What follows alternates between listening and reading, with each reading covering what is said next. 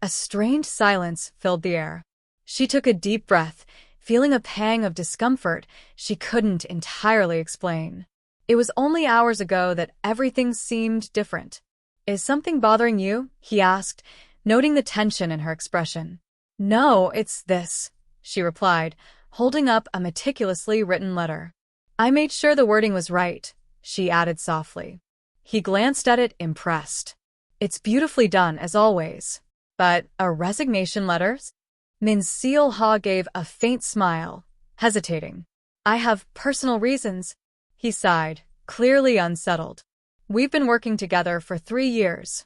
You've been essential to everything I do, always a step ahead, always exceeding expectations. Without you last summer, I was practically paralyzed." His voice softened. "Please reconsider." She nodded, but something weighed heavily on her mind. "I thank you, truly. But I've already made up my mind." He glanced at her with determination. "If there's anything I can do to make you stay, just say it." Surprised, she replied impulsively, "Would you sleep with me?" There was a pause, and she immediately regretted it. "I'm sorry. Forget I said that. I wasn't thinking straight." Instead of brushing it off, he responded unexpectedly, "I'll think about it and let you know by the weekend." He walked away, leaving her stunned and speechless. That night, her friend looked at her in disbelief. "You really asked Cha Jiangmu to sleep with you?" Min Seol-ha buried her face in her hands. "Yes. I don't know what got into me." Her mind drifted to the beginning 3 years ago. She remembered the first time she noticed him, the CEO who treated everyone with rare kindness. Her heart ached as she recalled hearing rumors of his engagement to the youngest daughter of a wealthy family. She told herself it was never meant to be, yet that unrequited love still stung. The next morning, Cha Jiangmu interrupted her thoughts. "I haven't forgotten your proposal," he said with a steady gaze. Her heart pounded as she tried to remain composed. "Sir?" He smiled faintly. "Yes, let's sleep together." His tone was light, but his gaze held an intensity that left her breathless. "There's no limit to the number of times," he murmured, watching her closely. Min Seol-ha blinked, caught off guard. "Wait, what?" He raised an eyebrow. "What? You don't like it? I thought you were bold. Was I wrong?" Taking a breath, she steadied herself. Let's do it." Her voice was barely a whisper. "I didn't hear you," he teased, leaning in. "Fine. Let's do it, without limits on the number of times." He paused, his gaze softening for a moment. "Are you really okay with this? I'll stop if you want." "No, don't stop." Her words came quickly, surprising even herself. He leaned closer. "Promise me you won't regret this." "I won't," she replied, her face flushed. Hours later, as they parted ways, she hesitated at the door. "Are you sure I should skip the meetings?" "It's fine," he assured her, glancing at his watch. "And I'm sorry I can't take you home. You should get some rest." Nodding, Seol-ha tried to hide her embarrassment. "Don't worry. I'll manage on my own." Her cheeks warmed as she left, her mind reeling. What was I thinking? How will I even face him tomorrow? She sighed deeply, chastising herself. But the memories of his touch lingered, making her heart race. The next evening, lost in thought, she jumped at the sound of her phone. It was him. "President," she answered, her voice barely hiding her surprise. "Did I wake you?" "No." "Why are you calling this late? Did something happen with the meeting?" He chuckled, his tone warm. "It went well. I wanted to call earlier, but you know how President Kim is when he starts drinking." She laughed softly, the familiarity of his voice soothing her. "Rest well. I'll see you tomorrow." Hanging up, she whispered to herself, "I don't think I'll sleep tonight." Reflecting on the past 3 years, he thought about the rumors that had surrounded them as he and Min Seol-ha spent nearly every day together. Her work was flawless, dispelling most whispers over time. He tried to maintain professional boundaries to keep her safe from gossip, yet he'd noticed her. He always had. "What I want." He remembered her bold proposal and felt his heart beat faster. She was driving him to the edge of reason. "Excuse me, President. I'm coming in." Min Seol-ha stepped in, carrying the day's schedule and documents for the morning meeting. Here's everything you'll need, along with coffee and a sandwich for breakfast. I also moved the afternoon meeting to Friday, as you requested. Watching her work, he couldn't help but think, she's as efficient as always. Good work. The meeting's starting soon. Let's go down together. Yes, she replied, a bit caught off guard. Did you sleep well last night? Memories flashed across her mind. Why, yes. I slept so well I feel completely refreshed. A smile played on his lips. I'm glad to hear it. By the way, did you hear about my engagement? Her heart sank. Right, he's engaged. Oh my gosh, what have I done? She thought, panic setting in. I don't know who started that rumor, he continued. Is that why you made that proposal? She swallowed. It was just a rumor? She fumbled with her phone. Excuse me, President, I need to check a message. Is everything all right? He asked. Oh, it's personal, she replied, glancing at the screen. She'd arranged to take leave the next day, an annual tradition. I apologize, I know the timing isn't ideal. He studied her, sensing something amiss. Are you sure you're all right? You don't look well. Her voice softened. I'm fine. I'll make sure it doesn't affect my work. The next day, she traveled to visit her father, who had been imprisoned for a tragic incident, a hit-and-run. The years hadn't lessened the ache in her heart. She missed him, and yet, he still refused to see her whenever she visited. Even if he pretends not to care, I think he quietly waits for you, the guard told her gently. Winter always weighed heavily on her heart, stirring memories of her father and the isolation that followed. After his imprisonment, she'd gone to an orphanage, where she met Eunshim, the one friend who truly understood her. Later that evening, Eunshim greeted her with a smile. I made soybean stew. Come over, I didn't want to eat alone. Thank you, Seolha said, touched. She felt grateful for Eunshim's comforting presence, which made all the difference. Back at work, the president noticed her absence. She hadn't answered his calls all day. Growing concerned, he called again. Seolha, is everything all right? Surprised by his worry, she assured him, Thank you, President, but it's really nothing. As he ended the call, he wondered if he'd overstepped. Am I worried more than I should be? Rumors among colleagues began to swirl as they noticed her checking her phone frequently and looking unusually content. They speculated that maybe she was dating someone. The president grew curious. Just then, he was informed that President Kim from Taeyong Construction wanted a meeting. Is there time in my schedule for him? Yes, his assistant confirmed. The meeting is set for tomorrow evening. The next day at lunch, Seolha hesitated when he asked her to join him. I have something to do during lunch, she replied nervously. Why are you avoiding me lately, Min Seolha? He asked, almost hurt. Me? Avoiding you? She stammered. He leaned in, an unusual intensity in his voice. Are you tired of me? Are you tired of me? The president asked, his gaze questioning. Seolha blinked, surprised. Tired? What do you mean? I noticed you've been using your vacation days since that day, and today, you weren't at your desk. Did that guy, who Eunshim introduced to you, ask you not to have lunch with me? President, I think you've misunderstood, she stammered. I wasn't at my desk because I was coordinating tomorrow's meeting venue. And as for last Friday, I had personal matters to handle. And, besides, why would Eunshim suddenly introduce me to someone? So, then the doorbells? The doorbell, she echoed, realizing what he meant. Oh, that was just Eunshim. He seemed contemplative, as if wondering if she'd truly been avoiding him since then. She quickly added, I'm sorry, President. Suddenly, an urgent call came in about a scheduled meeting for a past project. Yes, Secretary Min, let's go, he replied, diverting his focus back to work. Later, during the meeting about the city development project, she was distracted, unable to shake the unresolved tension between them. When she finally finished work, he noticed. You haven't clocked out yet? Just wrapping up some tasks, she replied. He looked at her with a faint smile. Don't overdo it. Now was her chance. She took a deep breath. President, about that proposal I made, let's just forget it ever happened. I was just emotional that day. Forget it. He looked surprised. Was I really that unimpressive? She quickly explained, no, it's not that. Are you telling me you're backing out now? He interrupted, his tone serious.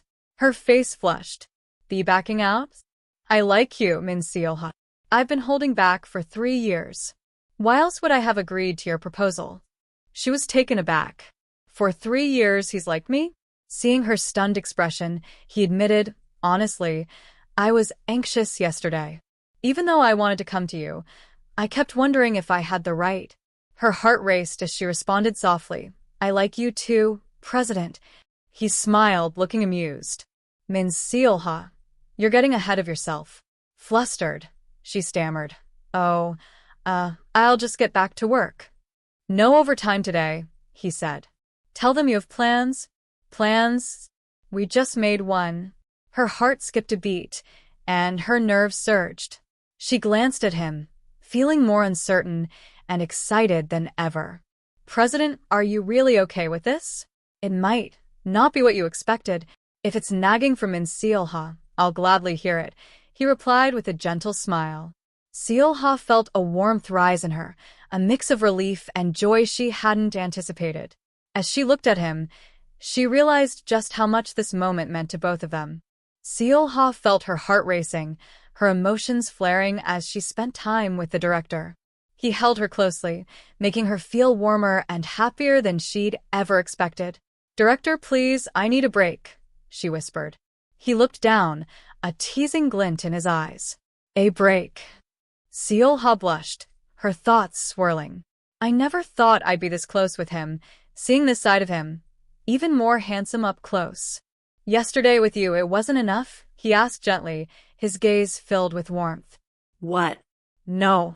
It's not that, she stammered, embarrassed. If I could see you every morning, it would be wonderful, he said softly, with an unmistakable tenderness. Seolha's heart skipped a beat. I can take care of things myself, she offered, feeling flustered.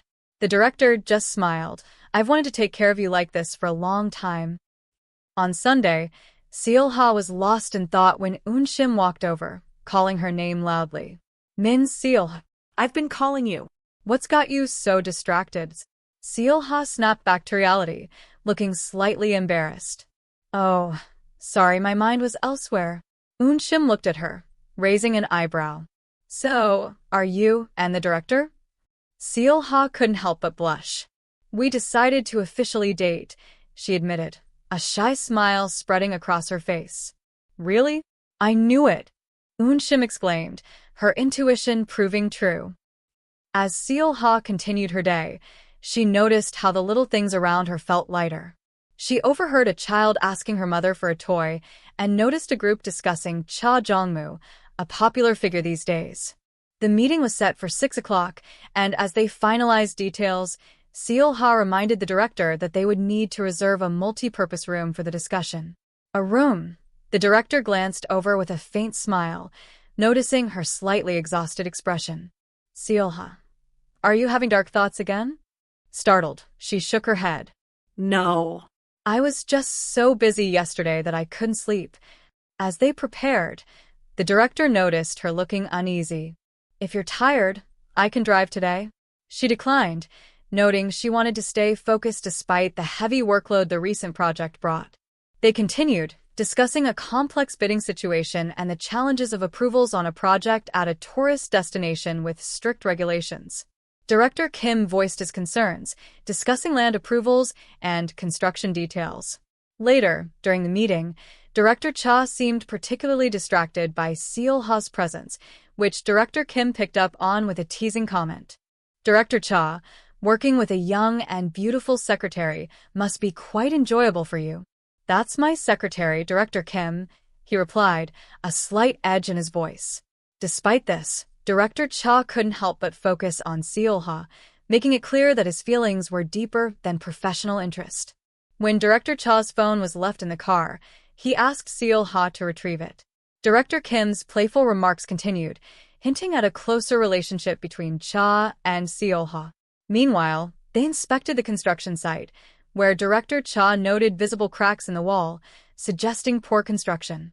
Kim dismissed it, but Cha insisted on investigating further, questioning if the contractor had cut corners. Later, Cha's attention shifted as he reminded Secretary Min to delete a questionable contact from her phone, asserting his authority to ensure she understood his instructions clearly. The day continued with Director Cha expressing his frustrations over a difficult situation, only to be interrupted by Ju Tae-gun, who commented on Cha's temper. They briefly argued about family matters, with Tae-gun suggesting that their goals align more closely than they realized. Director Cha Jong-moo and Secretary Min Seol-ha had a quiet moment after a recent meeting that had not gone smoothly. Seol-ha noticed a small injury on his hand and couldn't help but question him. Did something happen in the meeting room? Cha brushed it off, saying he'd just asked the person to handle the work quickly, but Seol-ha recalled him asking for an apology message.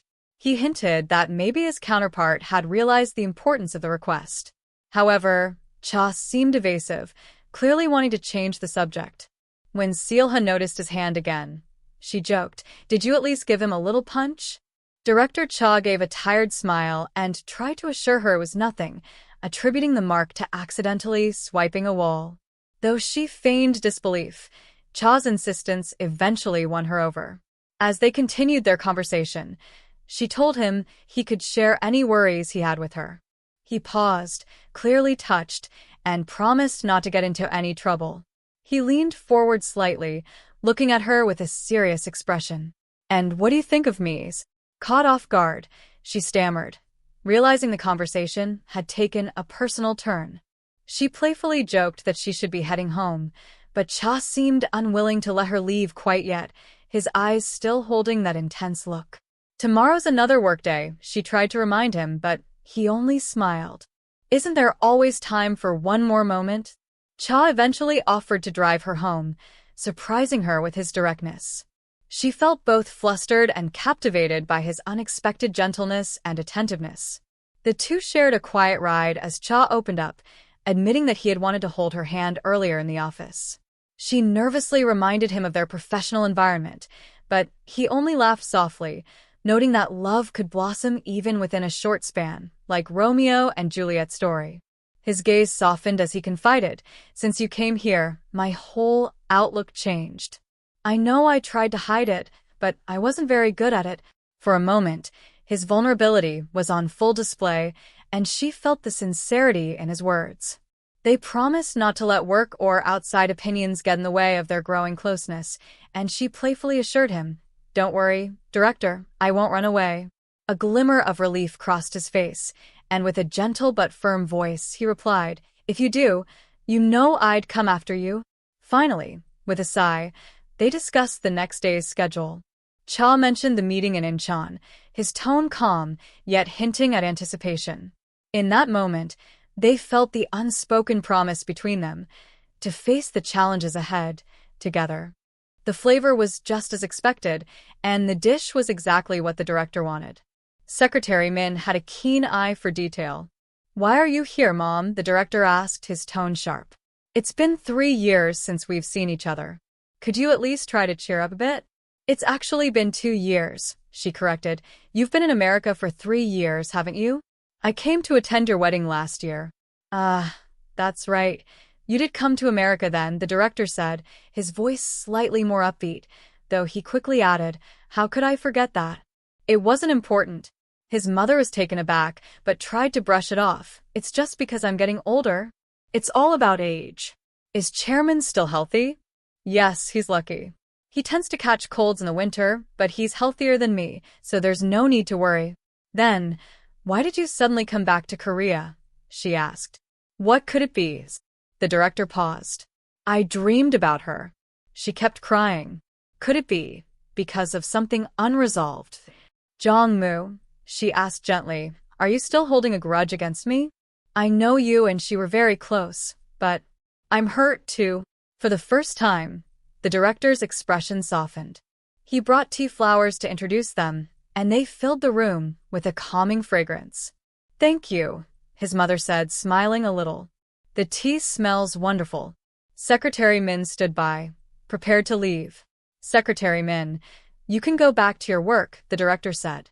Yes, of course, Secretary Min replied before stepping out of the room.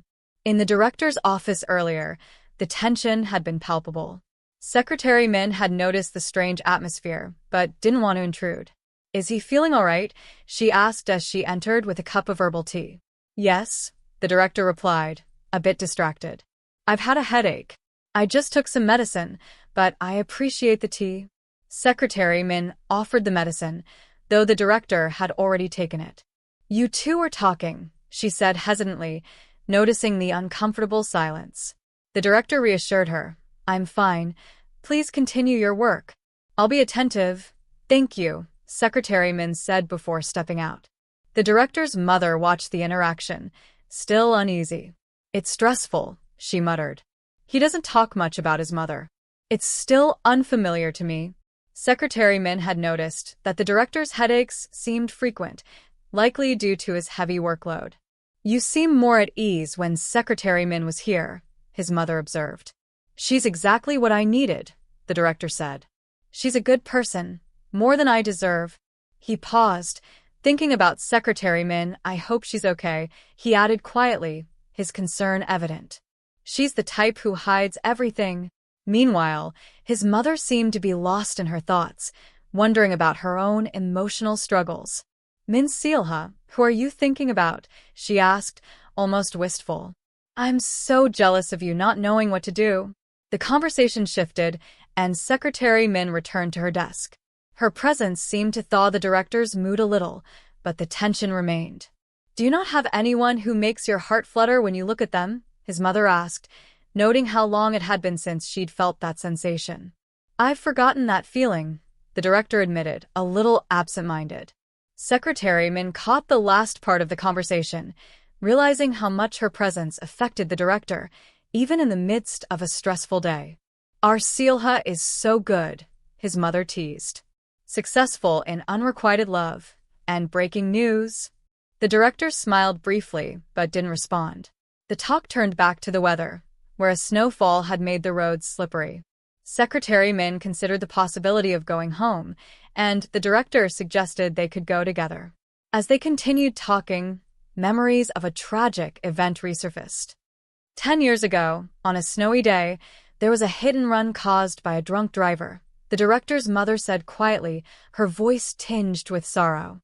The victim survived, but the crime was still unforgivable. Despite his mother's worry, the director always drove himself. He didn't want anyone to feel the burden of his emotional turmoil.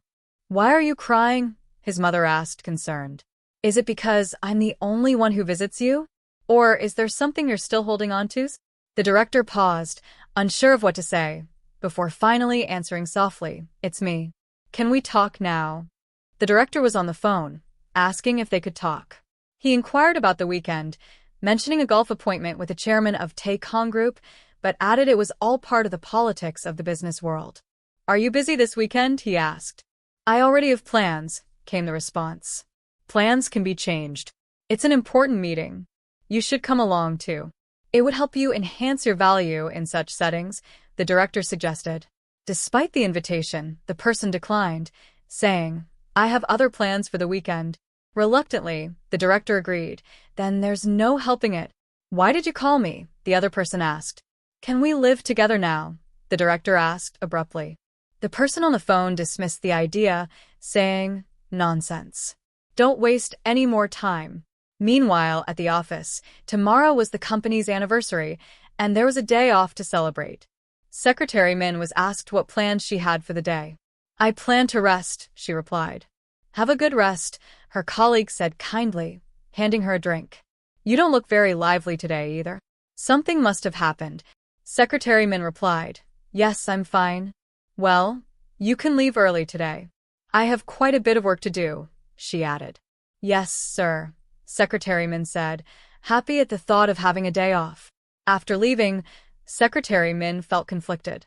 She wished she could say more but held back. Still, she couldn't help but feel that the director was still worried about her. On her way back, she was stopped by the director. Min Sealha, why are you leaving early? She explained, I was planning to stay with the director. Noticing she seemed cold, he offered her his jacket. I covered you, because you looked cold. If there's something bothering you, just tell me. I don't know how much I can help, but I'll try. Secretary Min, feeling a bit awkward, explained it was just her mother's nagging from the previous day that was bothering her. I didn't mean to make you worry, she apologized. The director reassured her. No, I'm fine. But Min Sealha, this is serious. I won't let you go for the rest of my life. The conversation shifted when the director asked if she had plans for the night. Secretary Min replied, I plan to get off work with you. The director then suggested, let's go. There's something more important than work right now. At the director's place, Secretary Min noted how clean it was compared to her house. It's much cleaner here, she said nervously. The director asked, are you hungry? If so, eat up. Does it taste good? Secretary Min responded that it was fine, but she was still feeling a bit nervous. If you need more, I'll make more, the director offered. They continued talking, and Secretary Min remarked that it was amazing how things were gradually falling into place. She looked at the director, who seemed just as surprised by the situation. As they were talking, she turned away quickly, embarrassed. I'm sorry, she apologized. The director noticed her discomfort. Min Sealha, if you want to touch, just say so. Secretary Min quickly denied it. No, I didn't mean that. The director pressed further, teasing, so, are you planning to never touch it your whole life? Min Sealha was caught off guard when the director teased, if you want me to touch you, you have to tell me. Flustered, she quickly replied, no, it's not like that. The director pressed further. So, you don't want to be touched for the rest of your life? Sealha hesitated. I didn't say I don't like it. Is it okay if we don't watch the movie? He asked. Don't hold back. I want to hear your scream. It drives me crazy. It excites me. Sealha was taken aback but said, slow down. She had just been asked to go quicker. Her expression was met with a teasing remark. Your expression is so sexy. So cute, it kills me. The director seemed intent on keeping the tension. I don't want any gaps to appear, so what should I do? Sealha was caught in the moment and asked, how long are you going to be like this?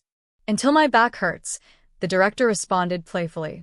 Curious, Sealha asked, why did you suddenly want to take the top position? The director smirked. Now it's your turn. When she hesitated, he teased again. Do you like being touched? Sealha, now blushing, wondered aloud. Are you teasing me? The director suggested, let's go take a bath together. She hesitated. Can I do it separately? He insisted, it's better to go in together. But the thing is, I don't have the confidence to leave you alone. Sealha refused. No, I don't want that. She became more flustered. I can't do it another time.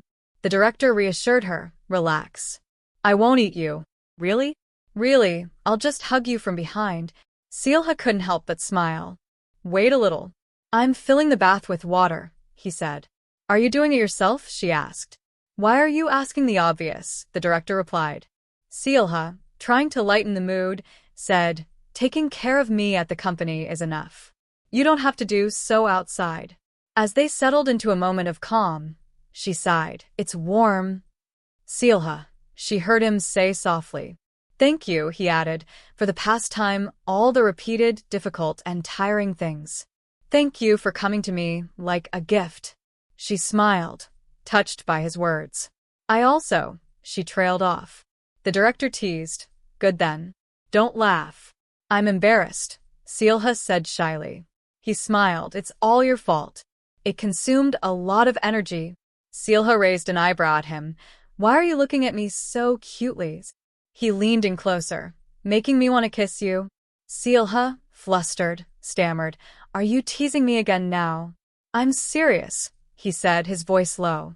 Sealha, caught off guard, protested. No. Wait, director? Suddenly, a beep interrupted the moment.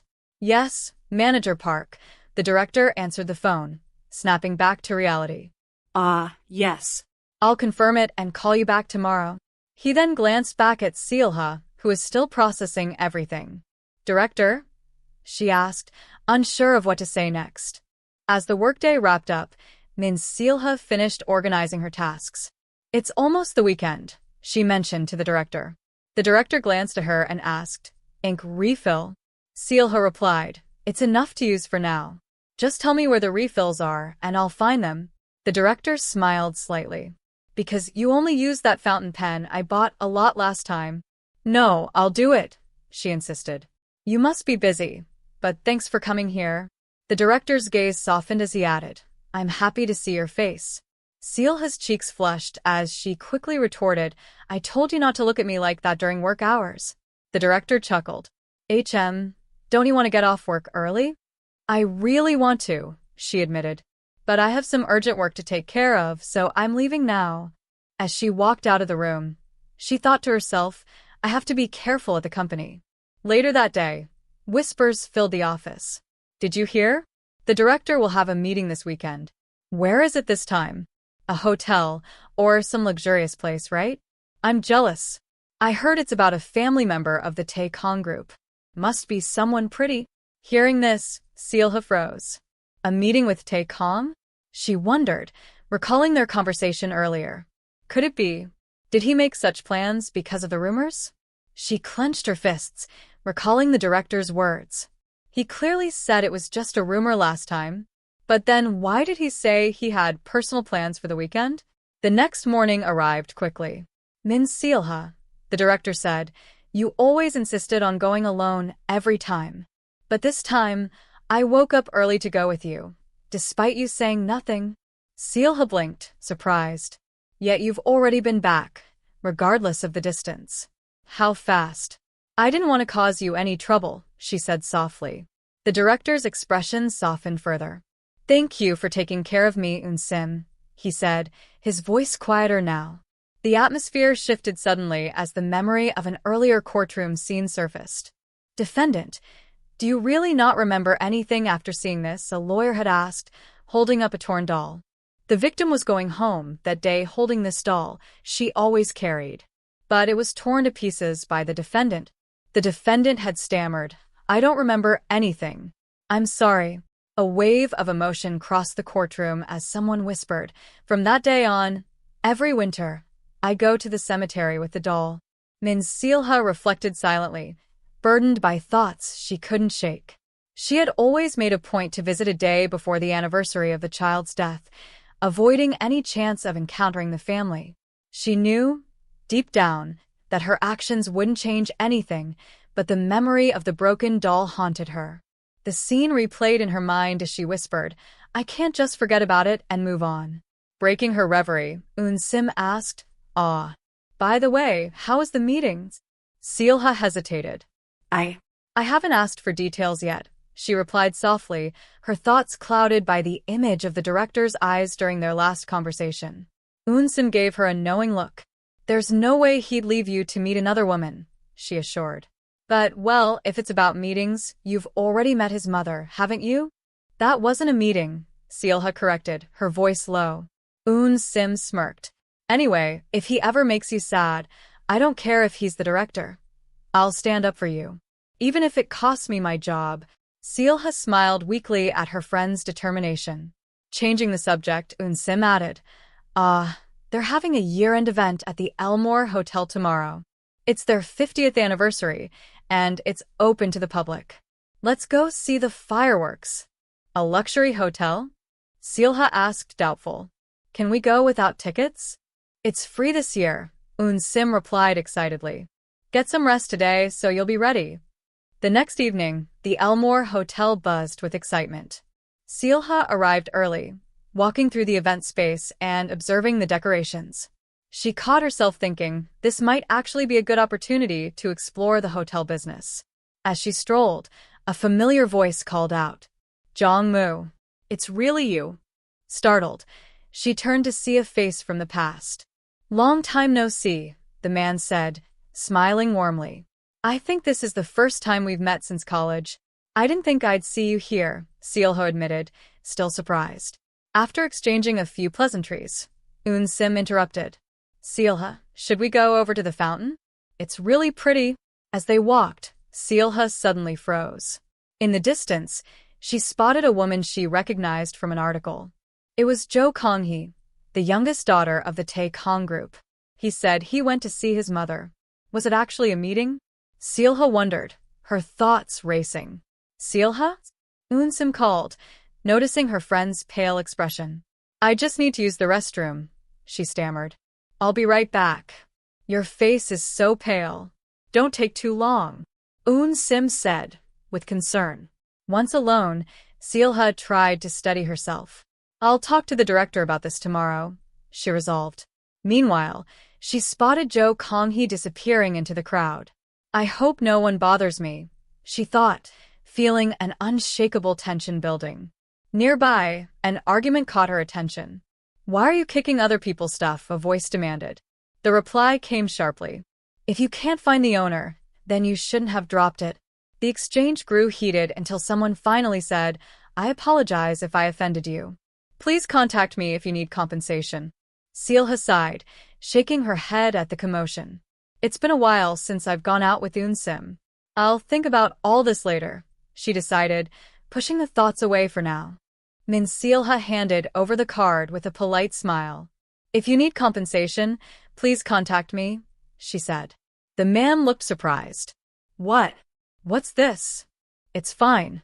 Just go, Min Seelha replied quickly, shaking her head. No need for compensation.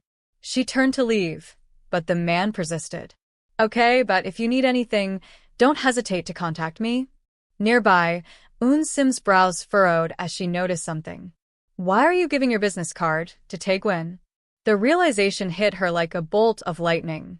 No wonder he looked familiar, she thought. His personality, overshadowed by his polished appearance, suddenly made sense. The rumors were true. Taegwin, the promising successor of the Taekong Group, was already a force to be reckoned with despite his young age. His reputation as a difficult and ambitious businessman preceded him. But as he turned and walked away, the sound of his sharp footsteps echoed through the air. Breaking her train of thought, Eunsim tugged at Seelha's sleeve. Where are you going? Seelha avoided eye contact. I was just trying to avoid that trash. Trash? Eunsim asked, confused. Nothing. Seelha quickly replied. Let's head over there instead.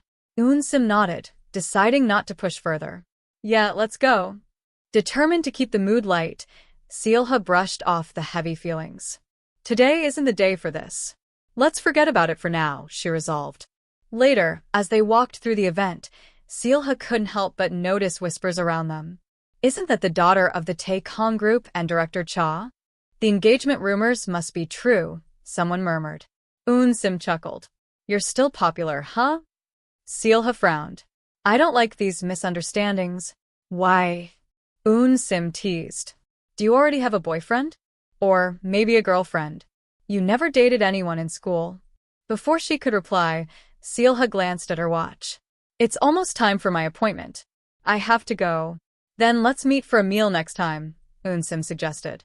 Seelha hesitated but nodded. If there's another event, we can meet then. As she left, Eunsim mused. He said he had someone to meet, but who? The rest of the evening passed in a blur. Seelha picked up some dried nuts and tonics, carefully checking items. These are good for headaches, the vendor explained, handing her a small bundle. She smiled faintly. Maybe these will help at work, she thought. Later, her thoughts drifted to Jongmu, someone from her past. The guilt she carried surfaced. I left you to bear this burden alone. I shouldn't have done that. Her heart ached at the memory. I couldn't accept Hyunyoung was gone. I've always regretted it. That day, it shouldn't have been just me. We should have gone together. As the evening ended, Seelha whispered to herself, it's not your fault, Jongmu. So, don't blame yourself anymore. The next day brought more challenges. Work piled up, and exhaustion weighed heavy on her shoulders. Thoughts of resignation crossed her mind. If this continues, I'll have to write a resignation letter, she thought grimly. Determined to talk to the director, she steeled herself. Secretary Min, the director called. Yes, she responded, startled. Do you have free time this evening? He asked, his tone serious. Her heart raced. I think so. A notification interrupted them, and she caught sight of an invitation card. It bore a name that sent a chill down her spine. Director, she began cautiously. Has Cho Tae-gwan arrived? Cha Jong-moo held the card in his hand as the words echoed in his mind. If you need anything, please call me. Despite the offer, Jong-moo's thoughts wandered elsewhere. I don't recall arranging a meeting like this, he mused. But I do remember the face of an old friend, a friend I haven't seen in a long time. The mention of his university friend, someone who had once shared the same course, brought back memories. It was more than a friendship, it was a relationship that had the potential to grow into something familial. The conversation shifted, and the name Joe Kong, he came up.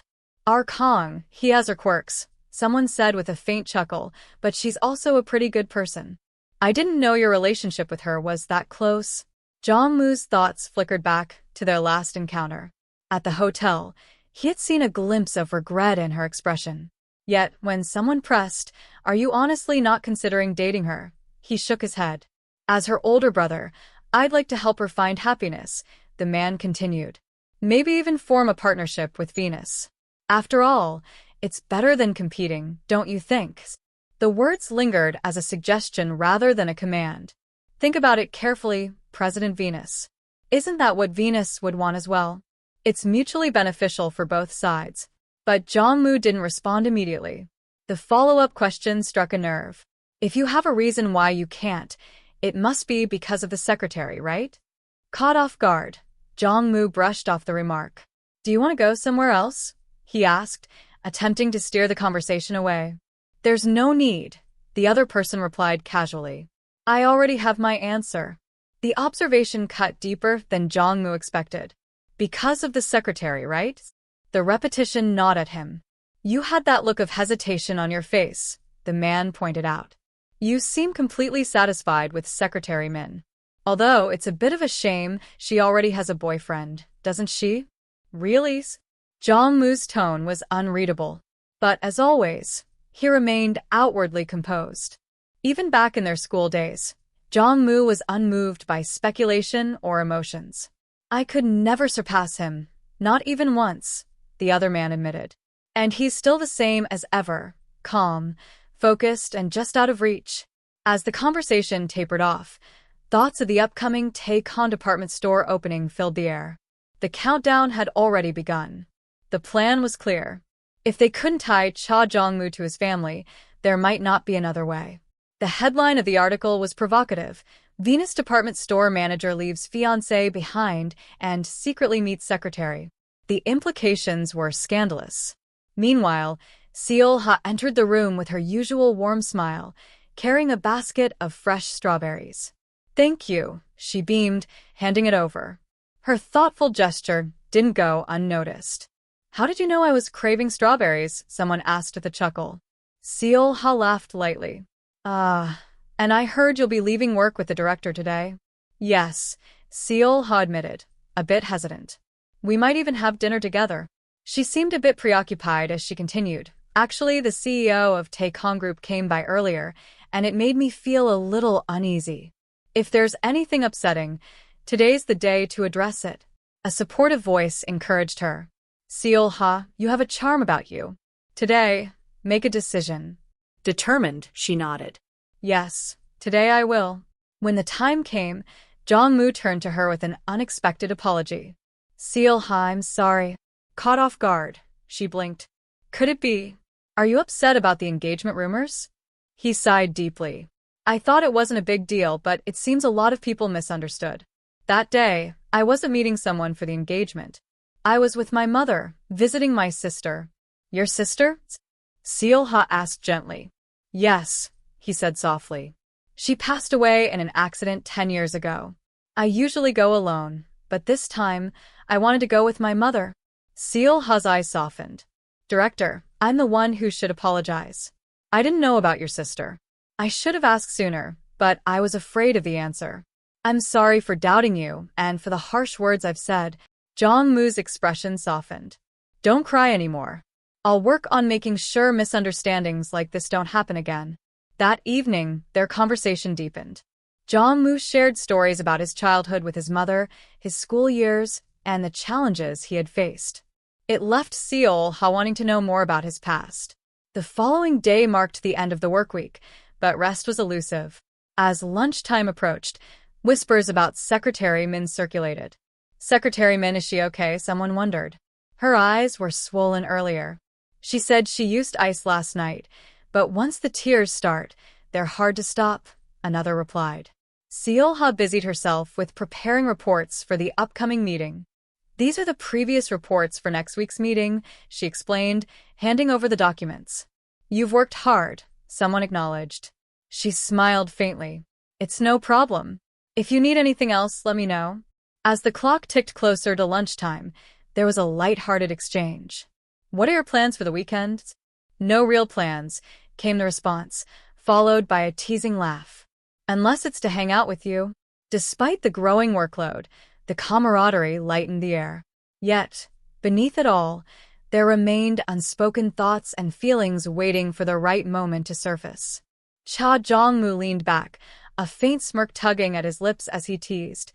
We still have a lot to do. Seol-ha felt her heart skip a beat. This man, why does he always find a way to get under my skin?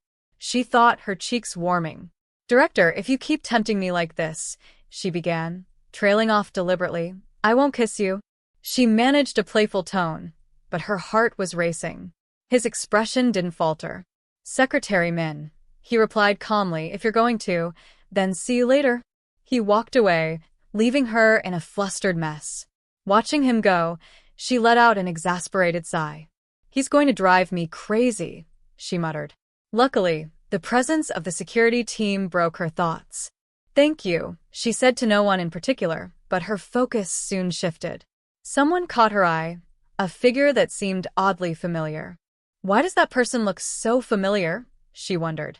Then, shaking her head, she decided, oh, let's just ignore it. Later, during another conversation, a casual remark about a mysterious girl piqued interest. What kind of girl is she anyway? Someone asked. First of all, came the teasing response, she's prettier than you. Feigning offense, the reply came swiftly, is there any girl you don't find beautiful? Well, he admitted with a laugh, without you it's different. The teasing back and forth seemed endless. If you're curious, Cha Jong-moo suggested, come with me to the meeting. But Secretary Min shook her head. All right, I'll figure it out myself, she said, clearly not giving in. The banter didn't mask her growing nervousness. Traveling with the director, she muttered under her breath, it's making me so anxious I couldn't sleep at all. When her phone buzzed, she answered promptly. Yes, directors. His voice was calm on the other end. I hope I didn't wake you up. I haven't slept, she admitted, almost embarrassed. Well, that's good then, he said lightly before adding something unexpected. I called because I miss you. I wish tomorrow would come faster. Her heart raced. Should I come to your house? He offered suddenly. What? At this hour? There's no parking near my place, and you must be tired, director, she protested. But his tone was firm. The person who misses more has to move, right? Her protest softened into reluctant agreement. No. It's fine, she said, her voice quieter. When they met, Jong-moo pointed out the scenery. Look at that, he said, gesturing toward the horizon. Even from here, the colors are beautiful. Wow, Seol-ha breathed, taking it in. It really is. I'm so happy today. It's been so long since I've seen the sea. The words spilled out of him suddenly, earnest and unguarded. Seol-ha, I like you a lot. More than you think. Caught off guard but equally sincere, she replied. I also really like you. As they enjoyed the day, they both wished they could extend the moment. If only we could stay a few more days, Seol-ha mused wistfully. We can come back next time, Jong-moo assured her. After a hearty meal, Seol-ha leaned back with a satisfied sigh. I'm so full. I can't eat dessert now, she joked. Impossible, Jong-moo teased. You have a separate stomach for desserts, don't you? She laughed, nodding. There's a cream cake shop nearby. Let's check it out. But as they reached the shop, Seol-ha realized something. I forgot my phone, she exclaimed. I'll be right back. Watching her dash off, Jong-moo couldn't help but smile. No matter how happy she is, she's still forgetful, he thought. When she returned, he asked, were you spacing out when I wasn't around? Her reply was quick and defensive. No. Someone just asked for directions and I didn't know, so I said so, she lied.